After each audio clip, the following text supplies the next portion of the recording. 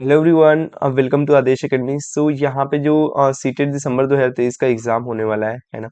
तो यहाँ पे बहुत सारे स्टूडेंट का कंसर्न है कि मैं इसको कैसे क्लियर करूँ, क्योंकि अभी मैं रीड किया तो बहुत सारे स्टूडेंट कह रहे थे मैं इसमें फेल हो गया हूँ 1 मार्क्स से 2 मार्क्स से, किसी किसी का तो 5 10 15 मार्क्स से भी ये क्लियर नहीं हुआ है। तो उनके लिए क्या करना पड़ेगा, ये सारी चीज़ें मैं इसमें बताऊंगा, है ना गाइज। ये मैं यहाँ पे 4 टिप्स, क्योंकि मैं 1 साल पहले जो एग्जाम दिया था ऑनलाइन वाला, है ना, सीटेट का, उसमें पेपर 1 और पेपर 2 दोनों मैंने क्वालिफाइड किया है ना, बहुत अच्छे से क्वालिफाई किया है। तो यहाँ पे मैंने क्या अपना स्ट्रेटजी बनाया है, मतलब बनाया था, उसे मैं यहाँ पे आपको मतलब बताऊंगा, है ना, कि जो सबसे बेस्ट स्ट्रेटजी है, कि उसमें से बहुत सारी चीजें मैंने बनाया हूँ, लेकिन कैसे क्लियर करें इससे, इसमें मैं शेयर कराना चाहूंगा आपको गाइस, इस 4 टिप्स के थ्रू, है ना। अगर आप कर लेते हैं डेफिनेटली आप क्लियर कर जाएंगे, इवन पेपर 1 और पेपर 2। क्योंकि बहुत सारे का कमेंट आया था कि पेपर 1 मेरा क्लियर है सर, पेपर 2 नहीं है किसी। हाँ, इवन ये भी देखने को मिला है कुछ लोगों को पेपर 2 क्लियर है, पेपर 1 नहीं हुआ है ना। ये काफी सरप्राइजिंग लगा मेरे को। और यहाँ पे नोटिफिकेशन आपको कब देखने को मिलेगा, ये सारी चीजें मैं इस वीडियो में गाइस क्लियर करूंगा, है ना। कि जितने भी, जैसे मैंने अपना पेपर क्लियर किया था, पेपर 1 पेपर 2 सीटेट का, तो उसमें से जो मैंने बेस्ट स्ट्रेटजी निकाला है, कि उसमें से जो 4 टिप्स निकाला है मैंने, वो क्या है मैं आपको इस वीडियो में शेयर करूंगा गाइस। सो प्लीज गाइस, ऐसे ही इन्फॉर्मेशन को जानने के लिए please subscribe the channel, like the video and अपने फ्रेंड्स के साथ जरूर शेयर करें, है ना, जिन्होंने सीटेट का प्रिपरेशन स्टार्ट कर दिया है ना, या फिर 1 2 बार से उनका क्लियर नहीं हो रहा है। डेफिनेटली आई थिंक ये आपको वीडियो हेल्प करेगा, है ना। तो आइए हम लोग देखते हैं वो टिप्स क्या है। जैसे इसमें आई होप कि सबको क्लियर होगा कि पेपर 1 और पेपर 2 होता क्या है, क्योंकि मैं इस पे वीडियो बना दिया हूँ, है ना। तो आप जा करके प्रीवियस वीडियो जितने भी है मेरे, उसमें से आप चेक करेंगे तो आपको जरूर डेफिनेटली सीटेट का आपको मतलब मिल जाएगा, है ना, कि बेस्ट स्ट्रेटजी या कैसे तैयारी करें, है ना। तो उसमें मैंने बहुत डिटेल में बनाया है, मैं इसको बहुत शॉर्ट में ही क्लियर करना चाहूंगा इस वीडियो में। तो आई होप आप लोगों को पेपर 1 और पेपर 2 तो क्लियर ही होगा, कितने सब्जेक्ट आते हैं पेपर 1 और पेपर 2 में। तो मैं यहाँ पे एक ओवरव्यू दूंगा, जो अब मेरा 4 टिप्स है उसके बारे में मैं यहाँ पे आपको बताऊंगा, है ना। तो पेपर 1 जैसे यहाँ पे सीडीपी, मैथ्स, ईवीएस, हालांकि इसमें लैंग्वेज 1 लैंग्वेज 2 भी होता है, लेकिन हम लोग का फोकस रहेगा इन 3 सब्जेक्ट पे, है ना। लैंग्वेज और लैंग्वेज 2 से इग्नोर नहीं करना है, लेकिन आपको स्कोर मतलब आप कहाँ से कर सकते हैं, है ना। और पेपर 2 यहाँ पे जो एसएसटी है, और मैथ्स, साइंस, है ना। तो इसमें हम लोग देखें, इसमें 60 मार्क्स आपका एसएसटी में भी रहता है, अगर जिनका एसएसटी है, ग्रेजुएशन के अकॉर्डिंग जिनका सब्जेक्ट है। और ये मैथ और साइंस, है ना, ये 60। और इसमें से सीडीपी, सीडीपी मीन्स लाइक अ पेडागोजी से रिलेटेड, यहाँ पे क्या रहता है, क्वेश्चन 20 क्वेश्चन रहते हैं। तो सबसे पहले आपको सीडीपी पे बहुत अच्छा कमांड रखना है ना, क्योंकि ये सीडीपी जो है आपको पेपर 2 में बहुत अच्छा हेल्प करेगा, और पेपर 1 में भी और पेपर 2 में भी हेल्प करेगा।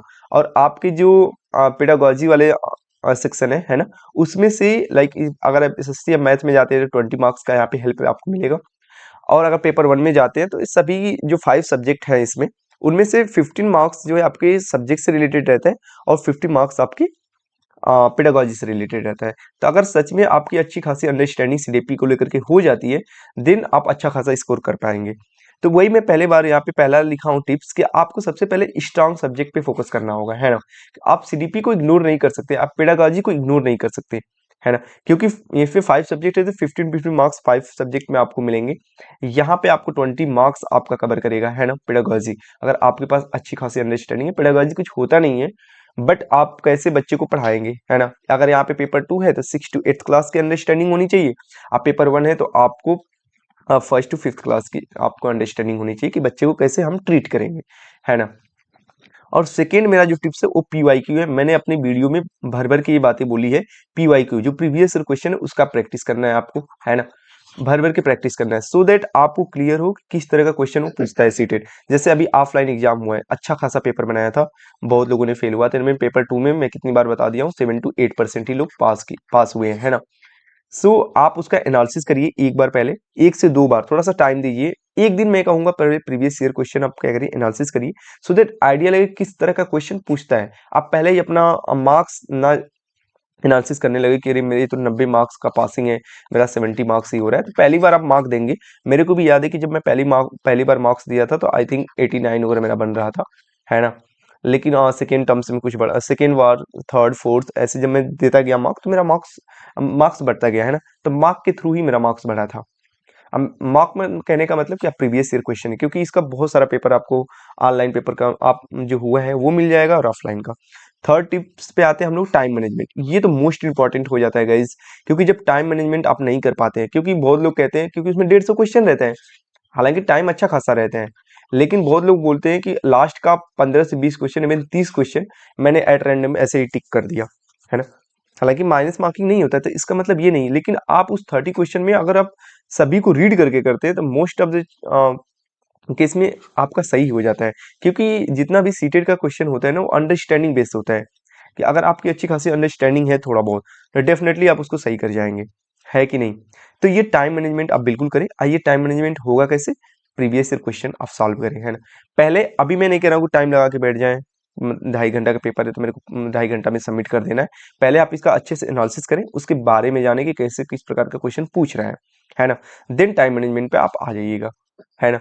और फोर्थ इसका है एनसीईआरटी बुक्स। इसका जो सोर्स है ना एनसीईआरटी, बहुत लोग करते हैं इधर का पीडीएफ पढ़ेंगे उधर का पीपीटी पढ़ेंगे, है ना। आप डेफिनेटली पढ़ सकते हैं, लेकिन इसको इग्नोर नहीं करेंगे। एनी वे एनी हाउ आपका एनसीईआरटी का जो सोर्स है, जो भी चीजें मटेरियल है वो आपका कंप्लीट होना चाहिए शॉर्ट नोट के थ्रू। हाँ, शॉर्ट नोट करते हैं तो वहाँ पे आपका बहुत कम चांस होता है, क्योंकि लाइन बाई लाइन जो एनसीईआरटी की बुक है उससे क्वेश्चन पूछता है, जो कि मैं आप जाके प्लेलिस्ट में चेक कर सकते हैं। तो मैं यहाँ पे हिस्ट्री का प्लेलिस्ट अपना मतलब वहाँ पे एनसीईआरटी की बुक कवर करा रहा हूँ। थोड़ा सा गाइज बीच में थोड़ा सा ब्रेक हो गया, है ना, लेकिन अब मैं फिर से कंटिन्यू कर दूंगा जो भी सीटेट की क्लास है, बैक टू बैक पेपर 1 का और पेपर 2 का, है ना। तो बहुत तेजी से मैं इसको अब शुरू कर दूंगा, हालांकि ये चल रहा है, आप जाके प्लेलिस्ट में देख सकते हैं। और पीवाई की जो प्रीवियस ऑफलाइन ये पेपर हुआ था उसका मैंने एनालिसिस भी कराया है, आप जाके प्लेलिस्ट में चेक कर सकते हैं गाइज।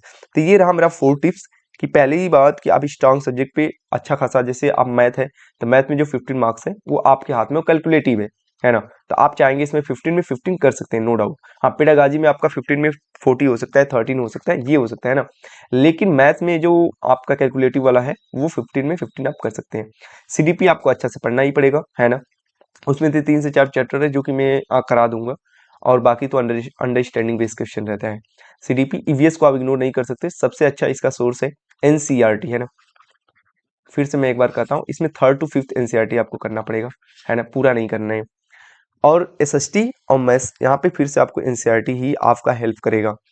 बार बार मैं कह रहा हूँ, आप जाकर के ये मेरा वीडियो देख सकते हैं, इस पे मैंने बहुत अच्छा से वीडियो बनाया। बट ये 4 टिप्स अगर सच में जेन्युइनली आप क्लियर करें, क्योंकि ये जो मेरे को कमेंट मिला ना कि सर मेरा मैं फेल हो गया, मेरा पेपर 1 नहीं हुआ, पेपर 2 नहीं हुआ, आगे बीपीएससी का एग्जाम आने वाला है, हो सकता है कि आपको अदर स्टेट में भी देखने को मिल जाए। जब तक आप सीटेट नहीं क्लियर करेंगे तब तक आप बीएड या डीएलएड मतलब कितने भी अच्छे परसेंटेज लाए हो कोई मैटर नहीं रखता, है ना। तो आपको ये करना ही पड़ेगा। अगर आपको पेपर 2 आपका डीएलएड है, पेपर 2 आप क्लियर करते हैं तो 6 to 8 की जो वैकेंसी आएगी वहाँ पे आप फॉर्म फिलअप कर सकते हैं, है ना। तो गाइज ये रहा हमारा 4 टिप्स, इसको आप इग्नोर नहीं करेंगे गाइज, है ना। पहला, strong subject PYQ previous question must हो जाएगा। टाइम मैनेजमेंट तो आपको करना ही पड़ेगा। एनसीईआरटी बुक आपका जो सोर्स है। अब हाँ, बहुत लोग कहते हैं ये किताब ले लो वो किताब ले लो, कुछ नहीं होना। एनसीईआरटी ज़्यादा से ज़्यादा हेल्प करेगा, क्योंकि जब एनसीईआरटी पढ़ के आप प्रीवियस ईयर क्वेश्चन आप लेकर मैच करेंगे, मैक्सिमम क्वेश्चन आपको वहीं से मिल जाएगा। तो ये रहा गाइज मेरा 4 टिप्स, आई होप आप लोग को अच्छा लगा होगा, है ना।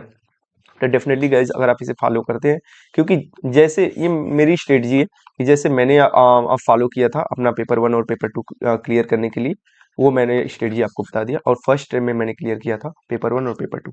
तो आई होप गाइज आप लोग भी कर सकते हैं। और आप तो ये हो गया कि आप डीएलएड के फर्स्ट सेमेस्टर में हैं या बीएड के सेकेंड सेमेस्टर में, आप डे 1 भी क्लास किए हैं, तो आप सीटेट का मतलब फॉर्म फिलअप करके आप क्या कर सकते हैं, एग्जाम में अपीयर हो सकते हैं, और आपको वैलिड भी माना जाएगा लाइफ टाइम के लिए। तो ये नोटिफिकेशन आपको बहुत डिले हो रहा है, बहुत जल्दी देखने को मिल जाएगा। तो ये श्योर है कि ये दिसंबर में एग्जाम कराएंगे ही। अब ये देखते हैं कि नोटिफिकेशन कब आता है, लेकिन अब बहुत ज़्यादा डिले हो रहा है गाइस, है ना। अब तक तो इनको दे देना चाहिए, क्योंकि मिनिमम 3 मंथ्स पहले ये क्या करता था, सीटेट अपना नोटिफिकेशन दे देता था जब इनको एग्जाम कराना होता था, है ना।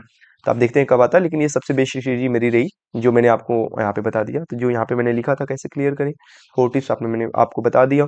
बेस्ट स्ट्रेटजी क्या रही वो सारी चीज़ें मैं यहाँ पे क्लियर कर दिया गाइस, है ना। आई होप आप लोग को ये वीडियो अच्छा लगा होगा। तो प्लीज़ गाइस, अगर जेन्युइनली ये वीडियो आपको अच्छा लगा हो तो please subscribe the channel and like the video, and अपने फ्रेंड्स के साथ जरूर शेयर करें जिनका 1 या 2 मार्क्स से रुक जा रहा है। आई होप ये स्टडी उनको हेल्प करेगी और वो अच्छे से क्लियर कर पाएंगे, है ना guys. So thank you so much, keep watching, और मैं जल्दी बहुत ही सीटेट की क्लास बैक टू बैक चालू कर दूंगा। और हालांकि आप जाकर के प्ले लिस्ट में चेक कर सकते हैं, बहुत सारी क्लास मैंने ले रखी है, और मैंने एनालिसिस भी कराया है प्रीवियस ईयर क्वेश्चन का, जो ऑफलाइन एग्जाम हुआ था, है ना, 20 अगस्त को। So thank you guys.